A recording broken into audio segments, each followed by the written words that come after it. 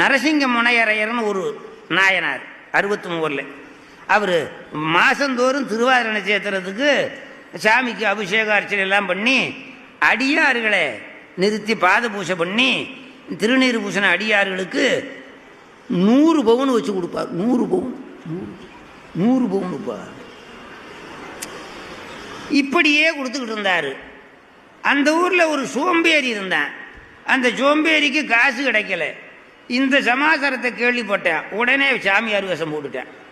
உடனே சாமியார் வேஷத்துக்கு அதிகமாக காசு வேண்டியதில்லை. இந்த மாதிரி ஒரு உத்தராட்சம், ஒரு காவி துணி, திருநீர், சாமியார் வேஷத்துக்கு அதிகமாக பணக்காரனா வேஷம் போட்டாதான் பணம். அப்படி சாமியார் வேஷம் போட்டு அந்த சாமியாரெல்லாம் அந்த நரசிங்க முனையர் பூசம இடத்துல அந்த சாமியாரோட நின்றுக்கிட்டு இருந்தான். ஒட்டி நின்றுக்கிட்டு இருந்தான். அந்த சாமியார்லாம் இவன் பாரு நேற்று சீட்டாடின பயம் இன்னைக்கு சாமியார் வேஷம் போட்டு வந்துருக்க நான் பணத்துக்காக அப்படின்னு சொல்லி ஒதுங்கி நின்னேன். இதை நரசிங்க முனையரையர் ராஜா பார்த்துட்டாரு.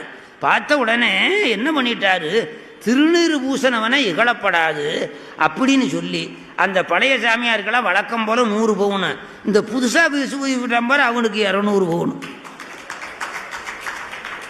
அவனுக்கு புதுசாக பூசணவனுக்கு 200 பவுனுப்பா. திருநீறு பூசணவனை இகழப்படாதான். நல்ல விளங்குதா?